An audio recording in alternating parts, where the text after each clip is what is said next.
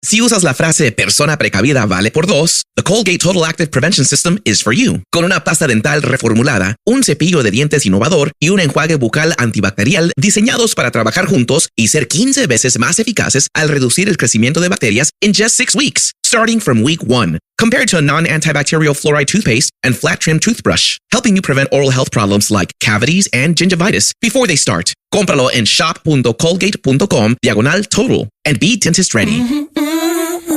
The holidays are already in full swing. The lights are up, you got good people, good food, and good vibes. And there to help keep that energy going is Sprite Winter Spice Cranberry. With that crisp cranberry flavor with a smooth winter spice twist. It's the drink that livens up game nights, gift exchanges, or just catching up in the kitchen with a burst of holiday flavor. It's a seasonal favorite, but it's only here for a limited time. So grab it while you can. Sprite Winter Spice Cranberry. Sprite. Obey your thirst. This is Optimal Relationships Daily, Finding Hope When Grief Feels Hopeless, Part 1, by Reid Peterson of griefrefuge.com. There are times in life when you will lose someone so special and important that the pain will feel unbearable. Your world may feel like it ended. You may feel like there's nothing to look forward to, or even nothing to live for. In essence, it may feel like there's no hope.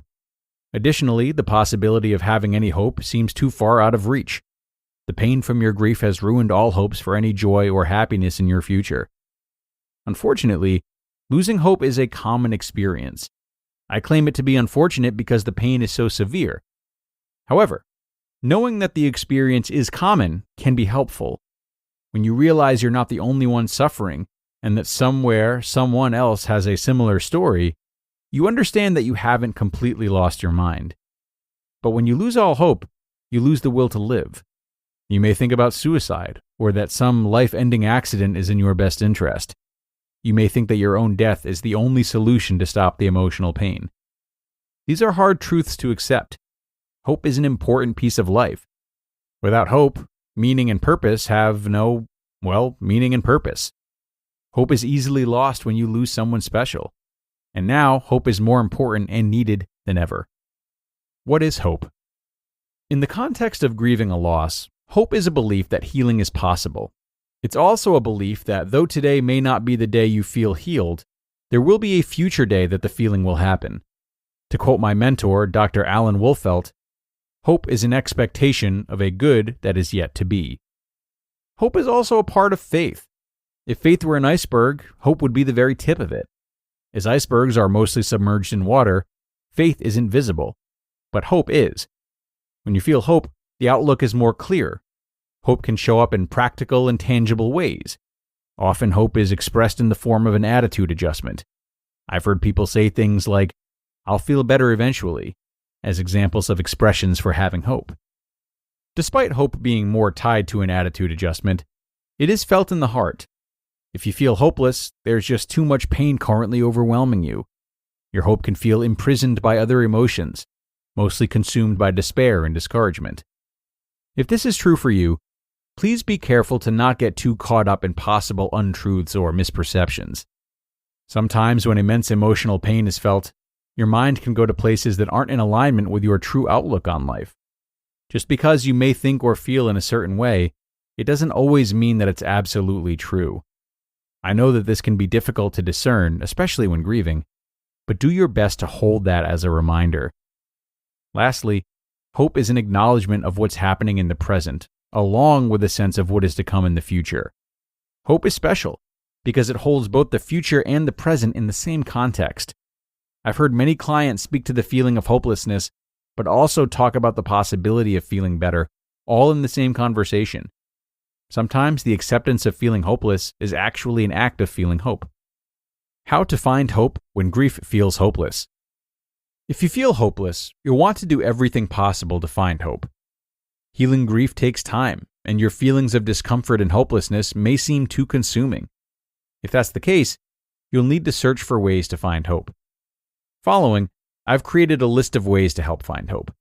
This list was compiled from many conversations I've had with clients, resources available from other grief educators, and input provided by my grief counseling colleagues.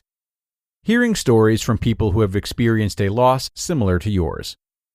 When your pain is unbearable, it helps to know that someone else is also suffering. Hearing their story helps ease loneliness and anchors your identity with the reality of your loss, further helping you to better understand your grief process. It doesn't help for someone to tell you they know exactly how you feel and then go into their story, which ends up sounding completely different.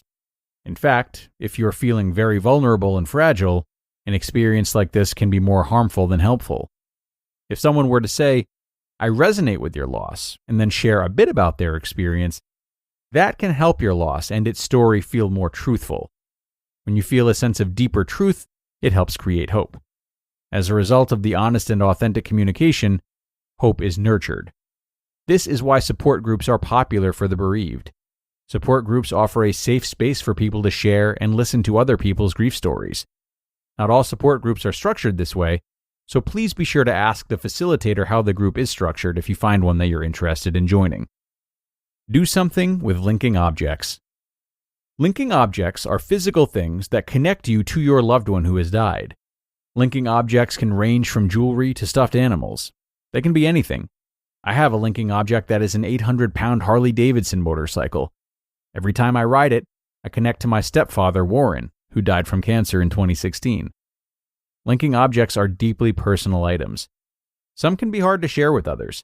You might feel judged or criticized by people's opinions about your linking objects.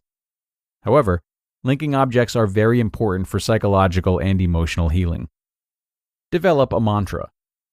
In grief, a mantra is a statement that is repeated over and over again to help aid in concentration and intention. Grief mantras are quite common. Some examples are, "I'm just going to show up," "I have to keep going," and "one breath at a time." If you have a mantra now, it's okay if you need to change it over time. This is because your needs and feelings change. You'll know if you need to change your mantra. Keep listening to your heart. It'll guide you. Gauge your timing and pace your grief. Sometimes in grief, feeling hopeful isn't what you want. This is another difficult truth. You may not be okay with the idea of feeling better. Being honest with yourself regarding what feels right in the moment is one of the best things you can do for yourself. If you're not available to feel better right now, know that hope is less important than other aspects of your grief, and that's completely okay. To be continued. You just listened to part 1 of the post titled, "Finding Hope When Grief Feels Hopeless" by Reid Peterson of griefrefuge.com. The clock's running out on December deal drops at Lowe's, but there's still time to wrap up something they'll love. Shop great gifts under $50, like the DeWalt Elite Series 100-piece bit set. Plus, if you order by 2 p.m., you get same-day delivery by 8 p.m. Shop December deal drops while you can. Lowe's, we help, you save. The only thing that makes an Oklahoma fried onion burger more famous? Putting Kraft Real Mayo on the bun. For nearly 100 years, Oklahoma families have trusted its creamy, balanced taste to make every bite feel like home. So pick up Kraft Real Mayo at the store today. And a big thank you to Reid for the beginning of this post. He always has really great ideas about grief, certainly some on display already and more to be expected in tomorrow's continuation. I actually think that last bullet point we just covered about gauging your timing and pacing your grief is going to be one to focus on, as it will really impact a lot of his ideas that he has and will share. Take, for example, his thoughts on linking objects and mantras. Part of timing and pacing your grief means how long and to what degree you rely on these types of things. You may feel you're making a lot of progress, right? As if you don't need these types of tools anymore, and then feel a sense of guilt over that. You might rely on them for crutches longer than you need to. But part of being patient with the pace at which you're grieving means listening to yourself and not putting rules on how much you use these tools. Maybe you're feeling ready to abandon the mantra. That's okay. Maybe you haven't used it for a while and you start feeling like it would be comforting to revisit it. This is all okay. And I think it stays particularly healthy if the decisions you're making are all in honor of your own process, more so than feeling like you owe something to the person you're grieving over. Try to keep that top of mind as you go through the ups and downs of your own grieving. More to come tomorrow, though, everybody. So let's wrap things up for today, and I will see you tomorrow for part 2. That's where your optimal life awaits.